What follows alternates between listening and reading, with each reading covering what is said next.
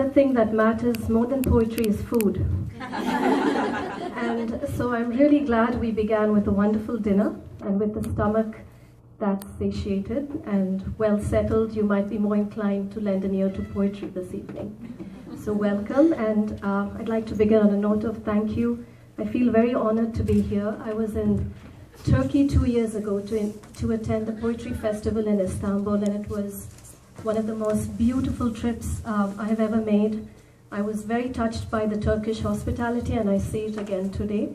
So thank you, and welcome to an evening of poetry.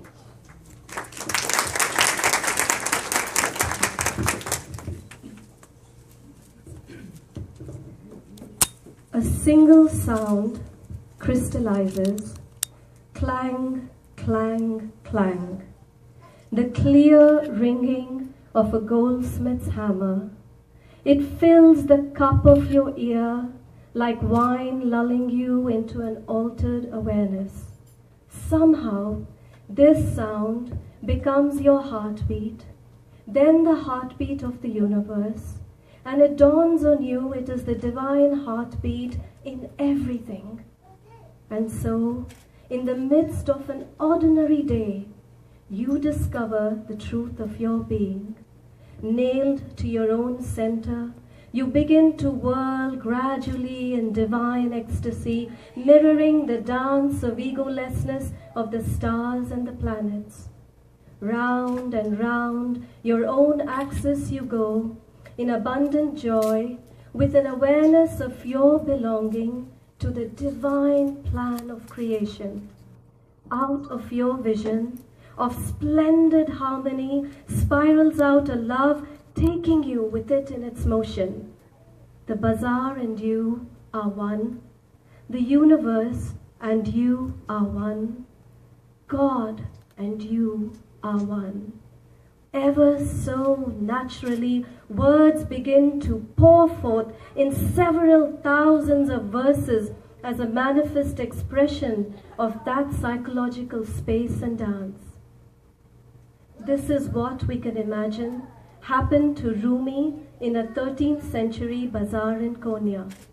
So rooted in divine truth, 8 centuries later, his poetry emerges in the Western hemisphere of the globe, revitalizing and quickening a spiritual current in innumerable hearts. It is unbound by time, for it is truth. We listen, for his voice tells us what we want to hear most, that life is love and oneness, laws as real as gravity. If harmony is the flower of Rumi's poetry, love is the yeast. Poetry is the language of the soul, waiting to be heard. My dear sisters from Turkey and honored guests, I stand here in your midst with a sense of gratitude for your hospitality and always in the service of poetry. We gather at a time when the leaves have fallen, cold rain stings our skin, and all eyes are on the upcoming holidays that will mark the turn of the hourglass. In the endless corridor of time, mine is a small voice that will echo the place of poetry in human life. Long before I understood this consciously, poetry marked me as hers. I gratefully blame genes for my destiny as a poet. Circumstantially, English was the language I would write and dream in, unlike my Telugu literary lineage. In a country abundant with resources, it may be difficult to imagine the paucity of opportunities in another country. I wrote poetry till the age of 27 in the absence of mentors, resources, creative writing programs, readings, or journals. During those years, writing was a substitute for breathing. As a chronic asthmatic, on many days my bed was my boat, the window my mast, and my imagination was the wind that set me sailing. The Sufis say that on the inhalation, the universe condenses as the self, and on the exhalation, the self expands into the universe. When I write, there is the bliss of perfect aloneness. The external disappears. This is joy. And when the poem is written, it completes itself in the heart of the readers. This is harmony. The breath, quite simply, is an inextricable factor in the making of poetry, sharply so for me. Poetry is the word that is completed between two souls, more so than any other literary form. Its very essence requires two becoming one. Consider metaphor, the soul of poetry. The way it yokes disparate objects by attesting similarities not thought of before. It is the eye of the poet that sees the hidden oneness in all things. It's my observation that poets tend to fall into three categories: seers, seekers, and stirrers. The poet mystic or seer is one in which the union between the experiencing self and the eternal self or witness is desired or has occurred. The voice in this poetry tends to be yearning in tone, prophetic, transcendental, and speaks for all mankind. Such a poet may mythologize. His landscape is the human soul. The spiritual impulse seems to naturally require poetry as a vehicle. Religious and spiritual literature world over has been written in poetry. The Bhagavad Gita, classical Sanskrit sutras, the Ramayana, the Mahabharata, Zen poetry, the Iliad, Vedas, Jewish Christian canticles like Mary's Magnificat, Christian hymns, Sufi poetry, Chinese Taoist poetry. Think Rumi, Omar Khayyam, Gibran, Baha'u'llah, Lao Tzu, and the rich spectrum of the Indian mystical poets like Vyasa, Akka Mahadevi, Valmiki, Tulsidas, Annamaya, Kshetraya, Mirabai, Kabir, Tukaram, Lal Ded, Tagore, Bengal, Vaishnava poets, Bulle Shah, Amir Khusro, all the Christian mystical poets like Christina Rossetti, Hildegard of Bingen, Gerald Hopkins, Milton, and Juan de la Cruz. In India, legend has it that our Adi Kavi, meaning the first poet, is Valmiki, who wrote our enduring epic, the Ramayana. The story goes that he viewed the killing of a bird by a hunter, and the piteous cries of its mate wrung Valmiki's heart deeply. He spontaneously uttered a verse in a certain meter for the first time, called the Anushtup Chand meter. He consequently wrote the Ramayana in the same meter. Clearly, the story states that poetry is rooted in human suffering, existential angst, and the encounter of self with the world. Every poet is first a seeker of some sort, his own self, a better world, or the divine.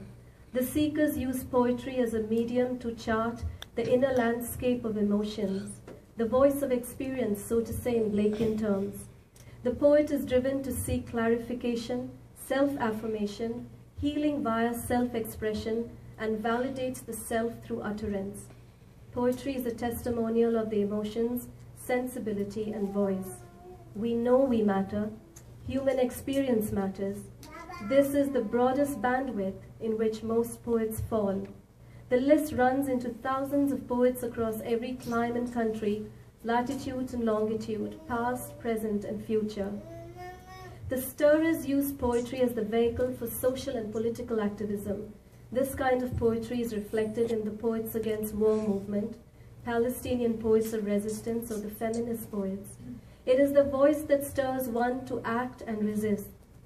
Mahmoud Darwish is the great contemporary voice we know, as well as Anne Sexton, Sylvia Plath, Adrienne Rich, Carol Ann Duffy, Anne Waldman, Maya Angelou, Lynn Hedgenan, Marge Piercy, Lucy Clifton, and so many more.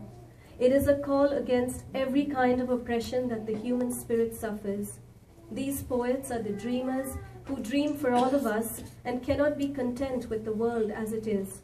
These are poets who know that humanity must be better than what is manifest and reach for the very finest and noblest. It asks us to be humane.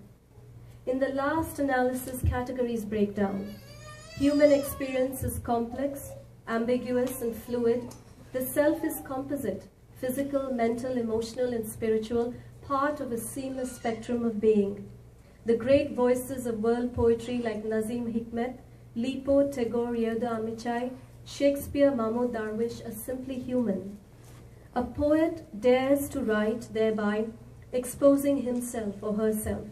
Imprisonment, torture, isolation, mockery, marginalization, poverty are often companions to the art. In an incredibly consumerist and materialist climate of the world today, yet a poet picks this minority of arts and commits self and reputation to paper. Why? Because deep down, every poet is a lover inspired by truth, beauty, and harmony, and is fueled by hope for the human race. Every poem is an invitation to connect and view our commonality. Every poem is a bridge that says, "Meet me at the other end." Does not Rumi say, "Whoever you may be, come, even though you may be an infidel, a pagan, or a fire worshipper, come. Our brotherhood is not one of despair, even though you have broken your vows of repentance 100 times, come." Poetry matters because the soul matters, and in the end, triumphs. I've come to believe in the quiet mission of poetry. Reflecting the human heart, it unites us in our universality. Aspiring for the divine, it shows us what is noblest in our souls. Revealing where change is needed, it calls for our compassion. Poetry is alchemy, humanizing, and transformative. Poetry will matter as long as there is one last living heart on the planet that knows it is. As long as the human race has humanity left in it, and as long as we dare to be vulnerable and alive, poetry will be the medium to express it. Fittingly, Jack Hirschman sums it up in his poem, Path. Go to your broken heart. If you think you don't have one, get one. To get one, be sincere. Learn sincerity of intent by letting life enter, because you're helpless, really, to do otherwise. Even as you try escaping, let it take you and tear you open like a letter sent, like a sentence inside you've waited for all your life, though you've committed nothing. Let it break your heart. Broken-heartedness is the beginning of all real reception. The ear of humility hears beyond the gates. See the gates opening. Feel your hands going akimbo on your hips, your mouth opening like a womb, giving birth to your voice for the first time. Go singing, whirling into the glory of being ecstatically simple. Write the poem. Thank you.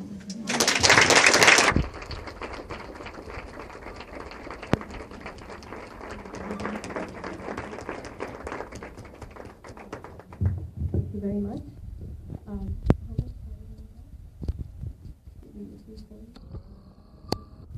All right. In honor of the host of this evening, I'd like to begin with a poem on Istanbul.